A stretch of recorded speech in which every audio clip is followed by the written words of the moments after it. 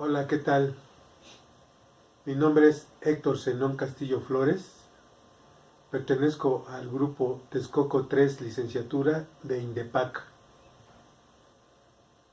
El tema para la reposición de mi clase es control de constitucionalidad y control de convencionalidad. ¿Qué es el control de convencionalidad? Al igual que el control de constitucionalidad, es un medio de garantía de protección contra los actos de autoridad que vulneren los derechos humanos. Contrastan las leyes y normas mexicanas con los tratados internacionales para igualarlas. O sea, que la Constitución Política de los Estados Unidos Mexicanos y los convenios y tratados internacionales sobre derechos humanos están al mismo nivel de jerarquía. El control de convencionalidad es una doctrina jurisprudencial reconocida y obligatoria para todos los jueces del país. Es una oportunidad de conocer la jurisprudencia interamericana para que por medio de un análisis exhaustivo de los argumentos de una queja, si una disposición es contraria o no a la Constitución Federal y a los tratados internacionales sobre derechos humanos que el Estado mexicano ha concertado y firmado, ratificado para ser cumplida.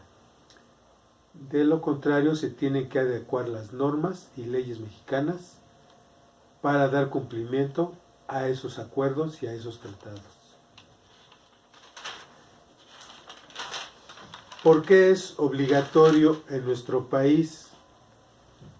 La primera obligación es adecuar las normas de nuestro país acorde con la litis de un tratado y priorizar el respeto a los derechos humanos.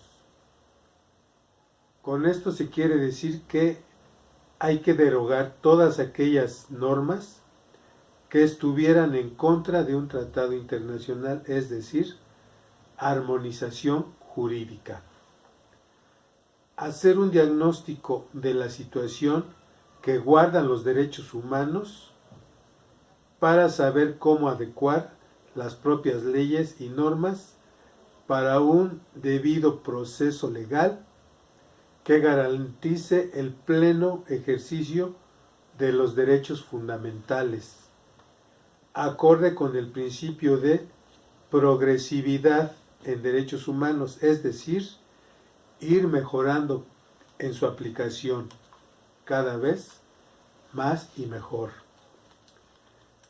Reorganizar las competencias, atribuciones de los distintos órganos y autoridades del Estado para que el control de convencionalidad sea un hecho aplicable. ¿Qué es el control difuso? Es el que realizan las demás autoridades, todos los jueces, en el ámbito de su competencia, el cual ya debe ejercerse de oficio, sin esperar que las partes, abogados, personas que lo soliciten o cualquier otro que intervenga en un proceso legal, sea necesario que lo soliciten. Se sigue de oficio.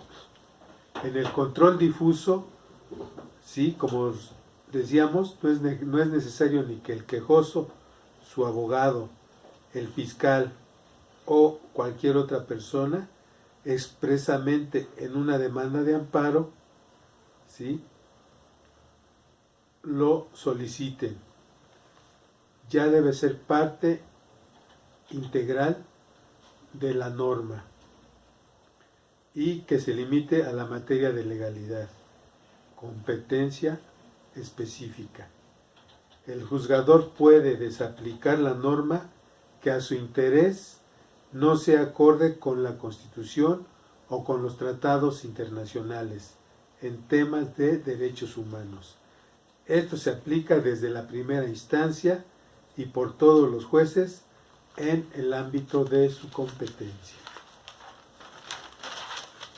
¿A qué jueces compete este control?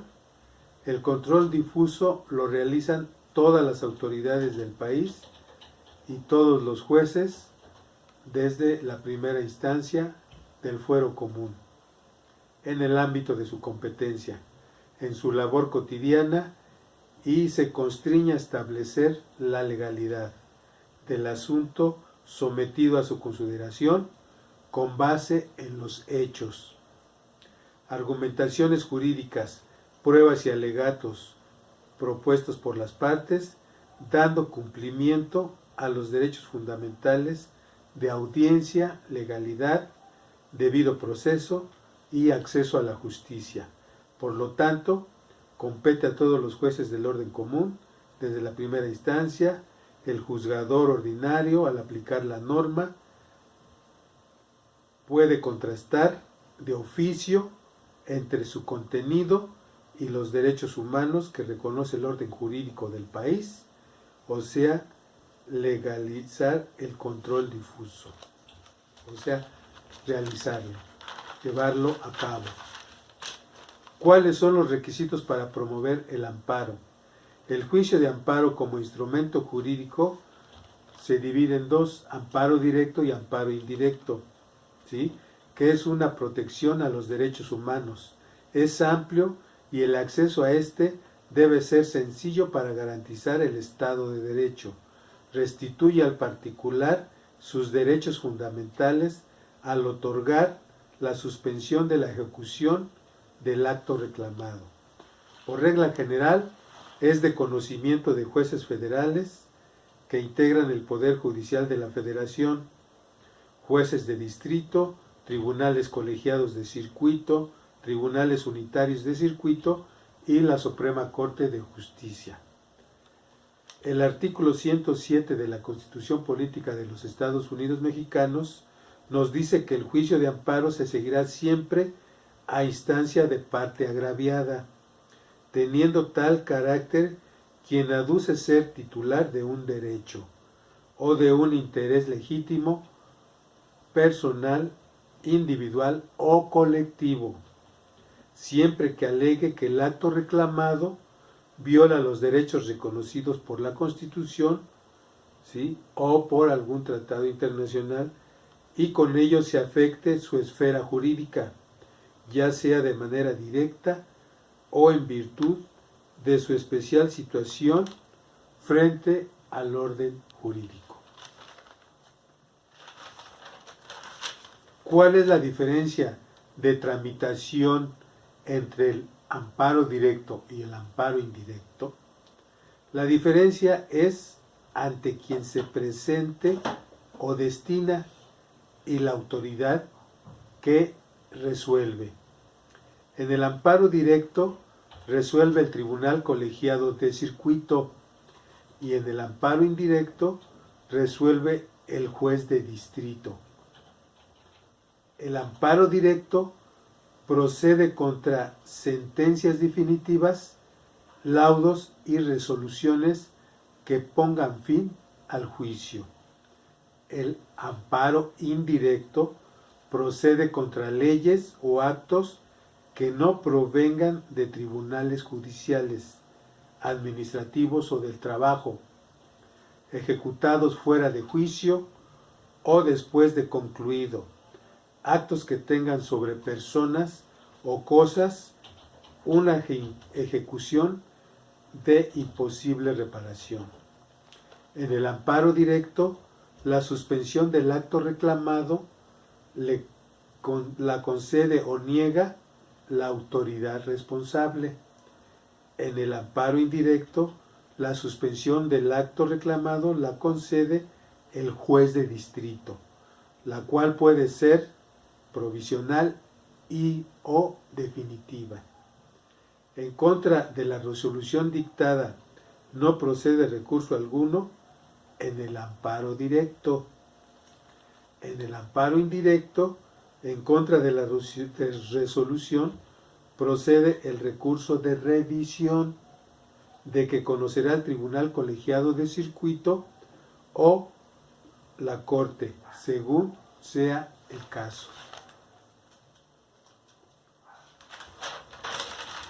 ¿Quién fue Rosendo Radilla Pacheco?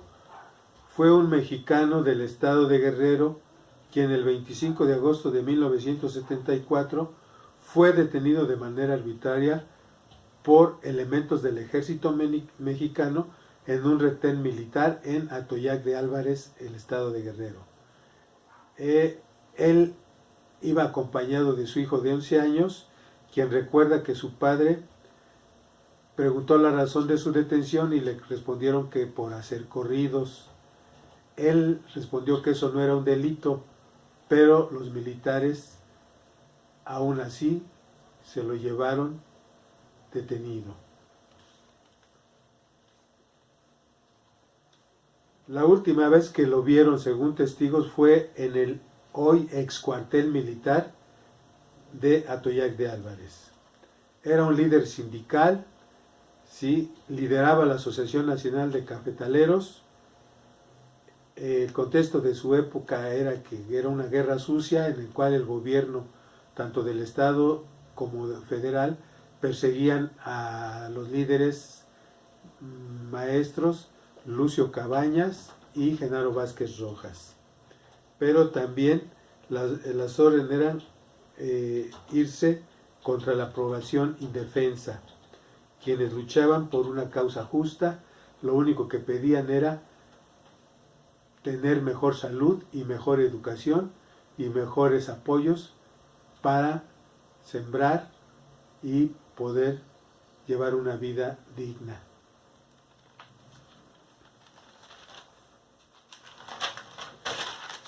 ¿Qué función tuvo la Comisión Interamericana de Derechos Humanos en el caso Rosendo Radilla?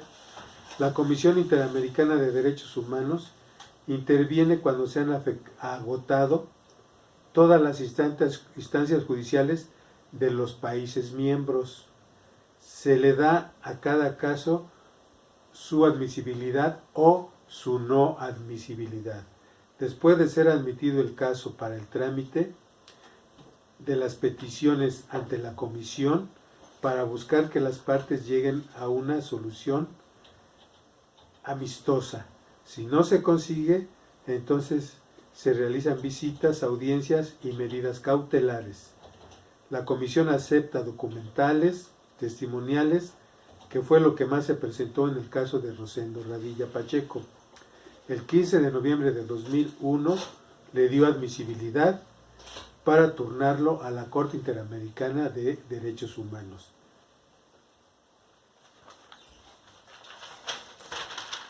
¿Cuáles fueron los derechos vulnerados en el caso Rosendo Radilla? El principal derecho que se le violó a Rosendo Radilla Pacheco fue el derecho a la vida, el derecho a la integridad de su persona, el derecho a sus garantías judiciales, el derecho a su libertad de pensamiento y expresión, porque según componía corridos, el derecho a la obligación de respetar sus derechos, el derecho a una protección judicial, el derecho a su propia personalidad jurídica y el derecho a la libertad de su persona. Estos derechos están establecidos en la Convención Americana sobre Derechos Humanos y plasmados en nuestra Constitución. ¿Cuál fue el fallo de la Corte Interamericana de Derechos Humanos? En el caso de Rosendo Radilla Pacheco contra el Estado mexicano, la Corte Interamericana de Derechos Humanos resolvió lo siguiente: la obligación del Estado mexicano de investigar las violaciones, tortura y desaparición forzada del señor Radilla, continuar la búsqueda y paradero de los restos mortales, mejoramiento del registro de detención y su funcionamiento por parte de autoridades estatales, federales y militares. La reforma al artículo del Código Penal Federal que tipifica la desaparición forzada de personas y la reforma al Código de Justicia Militar para establecer como norma la restricción del fuero militar si en esta está vinculado en un acto un civil, el cual se violen sus derechos y garantías, para que fuera de los alcances de los juicios de guerra, la jurisdicción sea del poder del fuero común o en su caso del fuero federal, pero civil. El 30 de abril de 2014 se adelantó una reforma al artículo 57 del Código de Justicia Militar. También para este caso han habido reformas a la Constitución Política de los Estados Mexicanos para la aplicación de los controles de convencionalidad y constitucionalidad y para hacer efectivo el control difuso para todos los jueces del Estado mexicano. También quiero agregar que dispuso la reparación del daño en la forma en que éste sea posible y una audiencia pública en el cual se le pida perdón tanto al desaparecido como a los familiares que hasta la fecha han luchado porque se les haga justicia y porque se aplique la ley en todo el Estado de Derecho. Muchas gracias, agradezco su atención.